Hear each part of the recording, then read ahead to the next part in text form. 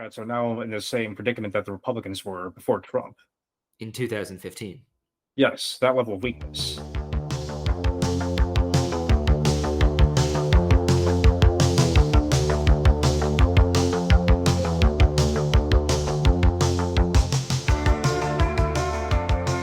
Interesting. It makes one wonder if they get their own Trump or not. Just because they're in as much hot water as the Republicans were doesn't mean that there's anything waiting in the wings to happen. I guess there is an open question. Will the factions shift in power? Right. Because where is the center of gravity right now among Democrats? It's on the left, right? Quite funny because the reflections after the election, there was kind of the interest groups made us lose, all of those sorts of things. Right, but the anti-oligarchy thing seems to be the only thing that holds it all together. I don't think it's really being held together, especially in the context of Elon Musk and Doge, really. But what else do they have, really? There is a little bit of this energy, and we'll come back to this idea of energy around Sanders and AOC. But I'll just quote this Politico article. The numbers, again, are pretty interesting. Despite the restive energy in the party's progressive wing, Democrats can't seem to agree on which direction the party should move in. Recent Gallup polling found that 45% wanted the party to become more moderate, 29% felt it should be more liberal, and 22% wanted it to stay the same. So the numbers suggest, with Congress, that is, that the fury is fueled by the Democratic base's dissatisfaction with leadership's inability to sort of mount that resistance wagon circling. Looking forward into the future, can you imagine a left populist candidate that's credible? I was looking at recent polling, actually, for the next New York election, where they're reviving another zombie, Andrew Cuomo. That's right. But he's leading the leading progressive, Mamdani, by about 40 points. Mamdani has no support, really, outside of Brooklyn, it appears. I mean, what does that tell you? I think left Democrats don't really have governing credibility. This gets to the same issues that Gavin Newsom had actually recently. The things that hobble AOC are actually also what make her a conviction politician, right? So let's say that she cut off all the baggage that would make a left populist candidate unpopular, whether it's on border security, public safety, all the things that like Democrats have lost a lot of credibility on won't be left. The billionaires? That's about it, really. But like, that's not really AOC's strength, really. So let's come back to that. Let's come back to AOC and come back to Sanders. Relevant to what we're talking about now, there was this whole discourse that came out of the Democratic Party when they lost the election about the right-wing masculine infosphere, right? There was this idea that because Trump went on podcasts instead of traditional media, it's like, oh my God, the right wing has this sophisticated podcast machinery that appeals to these men, and we've got to get manly and appeal to these men on our podcasts. And so you have Gavin Newsom, trying to do a manly podcast and invite Steve Bannon on and all of this kind of stuff. But was that Charlie Kirk? Yeah, he talked to one of those activist right-wing people, that one of the most boring of them. And yeah, Kirk is pretty boring, honestly. Yeah. So he was talking to him. He was talking to Bannon. I think overall it's interesting too, because there's all these Democrats trying to start podcasts right now to stop the bleeding, because they've been so invested in institutional legacy media, establishment newspapers, that kind of thing. But one of the problems is the so-called right-wing infotainment sphere that they're trying to combat did not really come out of political activists. I mean, Charlie Kirk's an example, but he's, is Charlie Kirk as important as Joe Rogan? No. Rogan comes out of an entertainment comedy, Rogan, Tim Dillon, these guys aren't really political pundits, or that's not really their bread and butter. It's, they comment on politics. I mean, Rogan was a Sanders supporter. Right. Their lifestyle podcasts, really, when you think about it, or they're things that you listen to when you're at the gym, or you need to passively, get through work, that type of thing. Like, yeah, is Graham Hancock telling me that the pyramids have lasers in them really the same thing as, I don't know. Pod Save America? No. It's not the same thing as Pod Save America. It's an interesting thing because it feels like they're trying to concoct something that happened a lot more organically on the podcast world. What they're chasing without realizing it is social relevance. Good luck. Right. I mean, like, why was Trump able to, like, capture the manosphere or whatever? Did he really? I mean, honestly, I think a lot of like why Rogan, want to turn to Trump really is, and this is with great reluctance, I think, on his part to finally make that pivot too, is because the Democrats were hostile to him. They actively try to get him kicked off of Spotify. Everybody forgets about that. That was only 3 years ago too. Remember that whole flap? I Neil remember. Neil Young and all the old hippie liberals wanted to get him kicked off. It's weird though because they wanted to get on Rogan, but on their own terms, basically. I think They wanted it to not be an episode of Joe Rogan. They wanted right, to have Rogan show up, legitimize her, and then leave and not ask any tough questions, basically. right. But that part always gets erased. I feel like that whole episode. I found that episode actually very shocking and unhinged when it happened. Like a lot of things related to COVID, actually. But it gets really memory hold in that whole discussion of the manosphere. Like they're actually openly hostile to these people. So why are you shocked they didn't embrace you? Well, in any case, it didn't work for Newsom. So, and it's not working for a lot of these guys. No, it's interesting too, actually, with the Newsom case because I mean he had to sort of scotch his whole credibility as a liberal conviction politician, at least on social issues. I mean, he's always been kind of a Clintonite Democrat, but as a social liberal, that's always been his bread and butter as like a California Democrat, really. Well, and it's intriguing because there was all of this conversation after the election about jettisoning the unpopular stuff, and if we just get rid of all this baggage and if we just get rid of woke and we get rid of the culture warring and we get rid of DE and I and we do this and that, then everybody will love us for our very popular economic policies or something. That's the Democrat kind of mentality from a lot of them, I think. They're stuck on thinking it's all about policy. They're very policy minded, of course. And then on top of that, you've got this this idea that you can just jettison the activists. But when you don't have a social base outside of, the people who are still interested in politics in the middle class and wealthier, really. It didn't gain among Republicans either, even if they No, agreed with him. Republicans just thought he looked like a phony because he was being a phony. Exactly. It's demonstrative, I think, really. I always found it amusing that he was considered like some great politician based on nothing, really. Some TV appearances. Well, now they're stuck between a rock and a hard place, and I think he's a great demonstration of why. No, I absolutely. think that could bring us into one of our other conversations, either the abundance stuff. Yeah, let's look at abundance. So, a book called Abundance recently, and I guess it's supposed to be the Democratic silver bullet to not being hated by the public again. This is a pretty good tweet that summarizes it. I've not really seen anybody cogently respond to the primary thesis of abundance. It's essentially this. In the 1970s, a large number of policies/practices were implemented that stymied state capacity, growth, and innovation. These were, number one, procedural environmental laws, where anyone can sue to stop their project. This is not how Europe mostly does it. Their environmental laws are enforced by the government, not private citizens. Two, contracting requirements, preferential treatment given to small businesses or minority and veteran-owned firms, etc. These deprive projects of economies of scale. Three, outsourcing of state functions to nonprofits and consultants instead of government employees.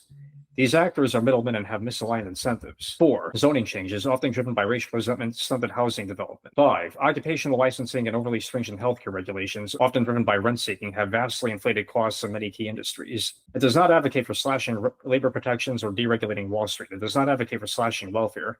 It is a book about how to make the government work better to deliver progressive goals. What do you make of that? Does any of that matter? Right. I think it seems very invested on this idea that better government would make anti-politics go away. Like that's what it's effectively shadowboxing. But I don't know. There are states that are better at building things than the United States. Japan, most of Western Europe. How are they doing? They haven't gotten rid of anti-politics, I'll tell you that. No, they haven't. Europe is in turmoil. Right. I mean, I feel like this book is very much, it is speaking very internally, really. Like, this is why we can't build nice things in the United States. Okay, I wouldn't mind a high-speed rail system in the East Coast. I'm sure they're right on, like, that's why we can't build it. I don't think that's going to solve your governing problems, though. Right. I mean, there's all these reforms that could be implemented, and there's even reforms that would make, working class people's lives better. But as far as whether that would actually salvage faith in the Democratic Party, I just don't see it. There's a line. Did Trump say this? Why didn't you do it before during the 2024 campaign? Right. Yeah. Why are they recognizing these problems now?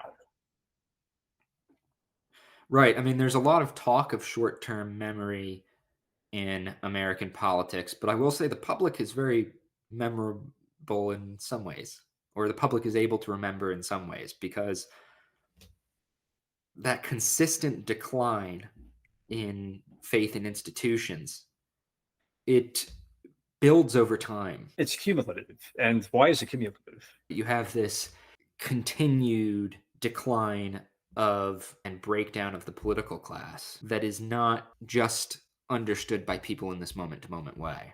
No, of course not. The burden of history is real. When you bring up, I don't know, a working government, I got what would the idea be? What would the ideal for these people be? The clients of the world? I don't know. I guess it would be great society type government, really. Right, which is, of course, because of the Great Society, we don't have poverty now. Right. I just get the sense that for most people, you lay this out to them and they're going to be like, I mean, that's nice, but these people are still incompetent and liars. Why should I trust them? Well, they're still politicians ultimately. Right.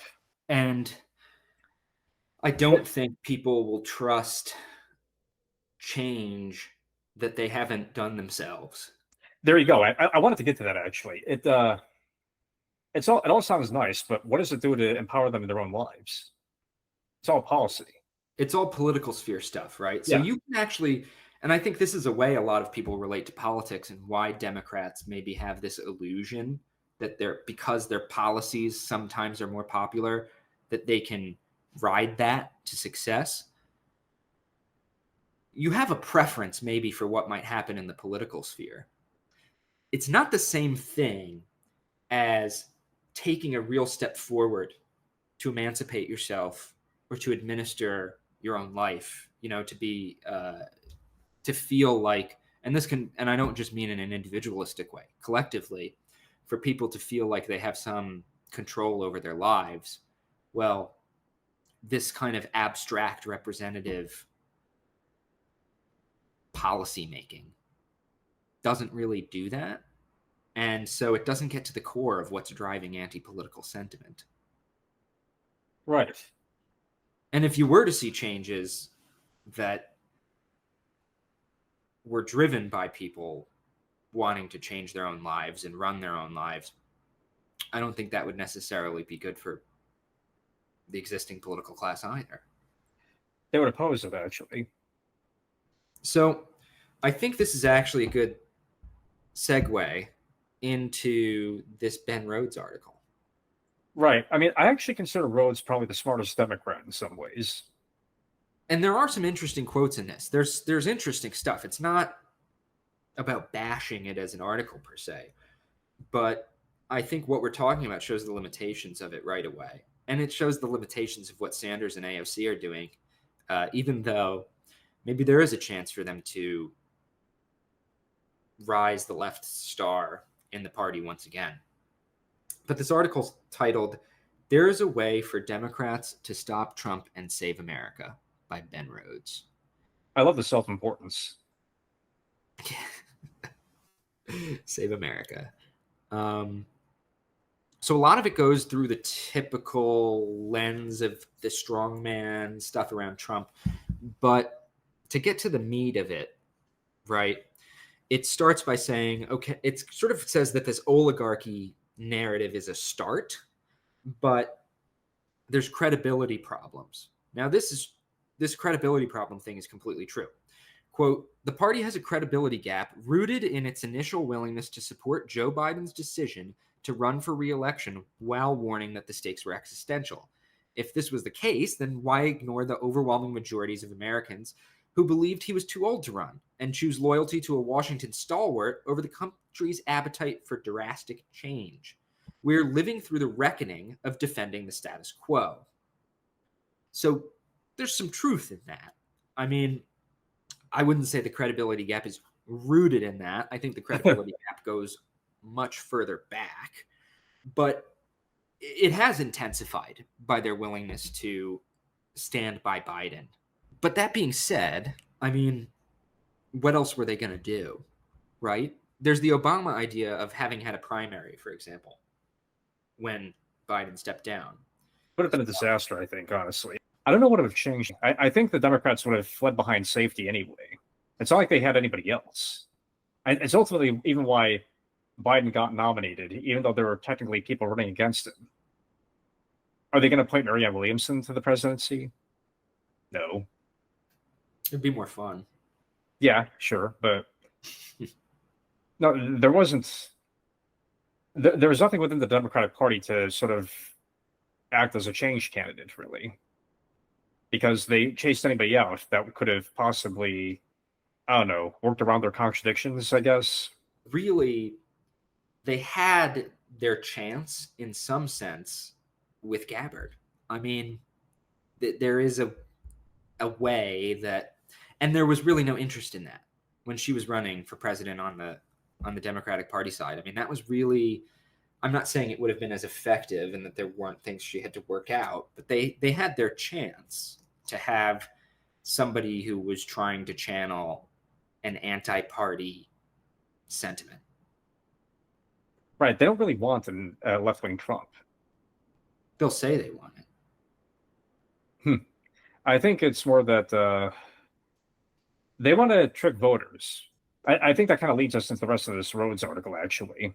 Here's another quote from Rhodes. While Democrats are right to cast themselves as a party that poses corruption and concentrated wealth, they are often deferential to a donor class that includes the same oligarchy they rail against, special interests with powerful lobbyists, and aging politicians standing in the way of generational change. How are you going to reform how politics works in this country if you won't reform how it works inside your own party? Yep.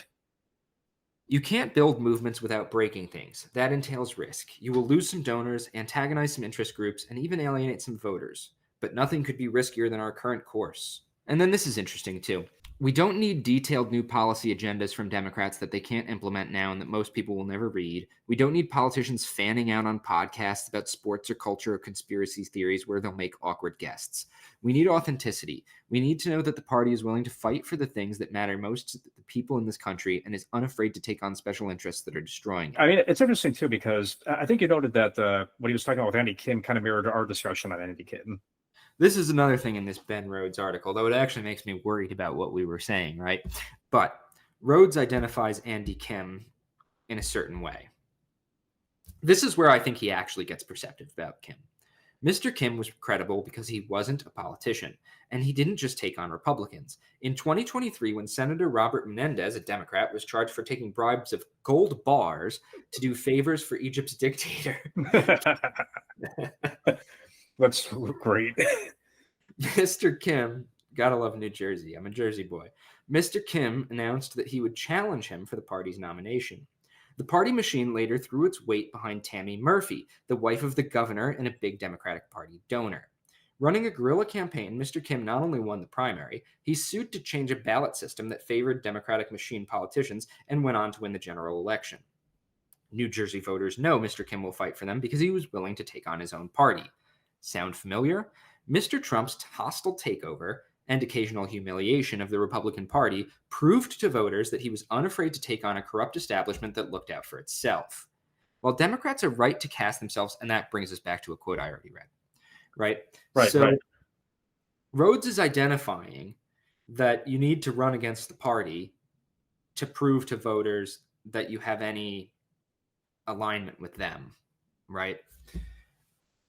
But the prospects of really seeing that come out of the current crop of Democrats, I mean, even Kim, who I think we've identified as having a little bit more anti-political touch, well, He hasn't been demonstrating much of it, I think, since he got in office.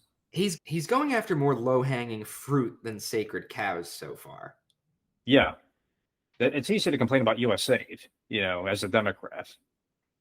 I guess it gets to something I asked you a couple months ago, actually, but I was talking to you about how it seemed like after Watergate, the political class was able to reform itself. I asked you, like, what's preventing that? Why can't they do that now? I think I answered. I think your answer was that it would give the game away. That might be why. I mean, Rhodes, it actually isn't the stupidest response that or the stupidest proposal that he's trying to come up with here. I think the problem is they're not structurally capable of doing it. If they did it, it wouldn't be them. I think there was a coherence to the political class back then that could allow for that sort of thing, really. Everybody could kind of get together and be like, okay, we got to do X, Y, and Z to be relevant again. I think this gets at the contradiction of what Rhodes is saying, because he's proposing an internal and an external reform at the same time. He's advising Democrats to do a certain thing. He's talking about the Democratic Party in an internal way, but he's also really saying that help can only come from outside. Yeah, I see what you're saying, actually. The coherence, quote unquote, I mean, let's not give them too much credit, but the coherence of the political class's ability to kind of pull together and reform or make these gestures at transparency in the 70s.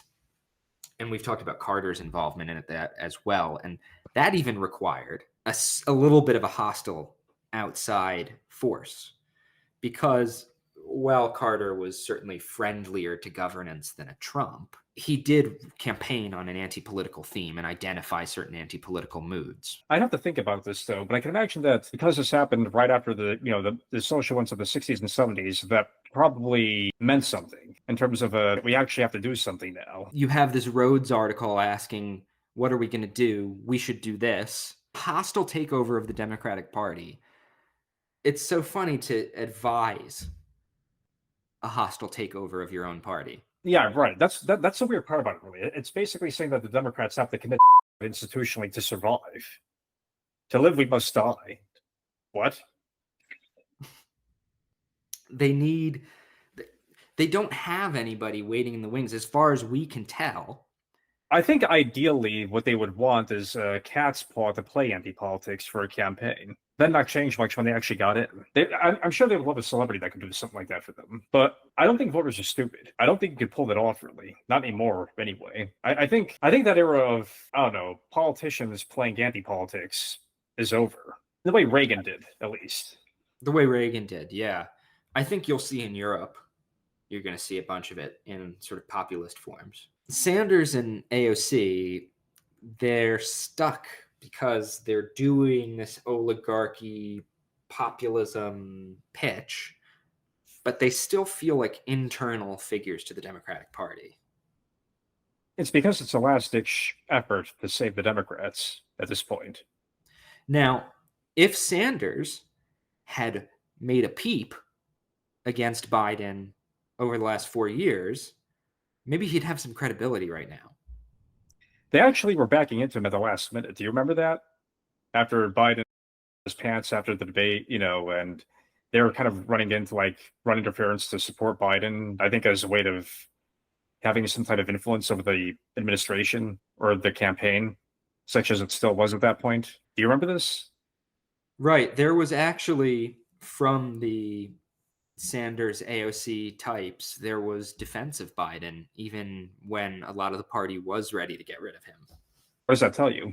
I just don't see how they can have credibility with voters in the long term after they've been so compromising with the Democratic establishment. And it even gets to their issues pre-Biden, really. I mean, what was that whole leftist bubble beforehand? Why did you have liberals suddenly posturing and rebranding as radicals so much in this period? Because it gave them authority, or they thought it lent them some sort of credibility, or at least or authority as radicals. It's very safe to be a socialist these days in a way that's interesting. As a petite bourgeois, it's quite easy to be a socialist. I think that gets at like the lack of content that really comes with it. I don't know what they want. Actually, I think this gets at what I was trying to say earlier. What was that whole bubble about? It was about asserting authority against the recalcitrant society again, and using that radicalism as sort of a posture to do so. Because I don't know, being a liberal wasn't enough to do that anymore. Really, I think it gets at like why that socialism was so contentless, really. But I think it even hollowed out like what remained of the far left at that point too, really, because you don't really see them talk about socialism anymore. The Marxist left, you mean? Sure, or anarchists, anything around Jacobin, that type of thing. In general, like this whole posture was about saving the dregs of the political establishment, really. And I don't know how they shake that off. I don't think they can. It's funny because I remember reading that Bernie wants Democrats to, or I guess, working class candidates or pro worker candidates, whatever, to run as independents again. I guess off of the model of that guy that ran in Nebraska. I kind of feel like it gives the game away again still, though. It's like, okay, this brand that I've tailed for decades is defunct. I'm still going to tail it. I'm still going to try to save it. Maybe if Bernie broke off from the Democratic caucus and have credibility. Right. Well, it'd be interesting to see if any of these working class candidates, pro-worker candidate, if any of these pro-worker candidates really have anything in their program that is challenging, and not just program, but I mean their overall orientation. It would be interesting if Sanders made a Frankenstein that went further than he did, but I'm a bit doubtful. Dan Osborne's campaign was interesting. It reminds me actually of this what Tad was saying about Die Linke, the German left party, and how it sort of brought itself back from the dead a little bit by effectively becoming the last bastion, the last and most radical defense of the political establishment, really, in Germany. That is effectively what happened with the American left here. But that's only going to have very limited appeal. What are you radically defending other than the political establishment, really? And how appealing is that to anybody outside of political class true believers? And I'd say they're not offering a real alternative, and that's true, right? But I think it's one thing to say Sanders and that type of leftist aren't offering an alternative to the establishment. But I also think if there was an alternative, it wouldn't come out of politics at all. Exactly. It's what you were saying about trying to manipulate voters, too. As the Democratic Party just pendulum swings and rebrands itself as we're moderate now and we're socialist now and all of this, it's not really coming out of a mass movement of working class people who want to change their lives or something. So it's not just that they're failing to offer a true alternative or real anti-capitalism. It's that if there was such a thing, it wouldn't come from them. It wouldn't come from a Democratic Party politician in the first place. Politician, even. Sanders isn't conjuring a movement out of thin air. He never did. That was all hot air, really. Sanders was popular because he ran against the party. That's why he could get conservative voters to vote for him in the 2016 primaries, really. It wasn't because West Virginians were suddenly socialists. It was a pro-party versus anti-party vote, really. And I think what he gained in factional authority between 2016 and 2020, he lost in terms of authority with the broader public. His approval actually went down during the Trump years. He didn't really have a cogent response. I think it was just repeating the Democratic line, more or less. At best, I think a kind of left populist response to Trump just tends to say something along the lines of, these rubes are rubes because of economic condition and not because they're inherently evil. That's pretty much what that was at. It's maybe still pretty condescending, yeah. They'd maybe talk about globalization a little bit. Sure, yeah. But it's very condescending. It isn't like, well, the political class are a bunch of scoundrels, and so they voted for the biggest scoundrel to take them on, which, that would be more honest and more close to the truth, really. But to admit that it would be to admit that Trump had a point to take on the political establishment in that sense, and you can't do that. It's verboten. Yeah, they're in rough shape, aren't they? Yep. All right, you want to wrap this one? Yeah, let's wrap it.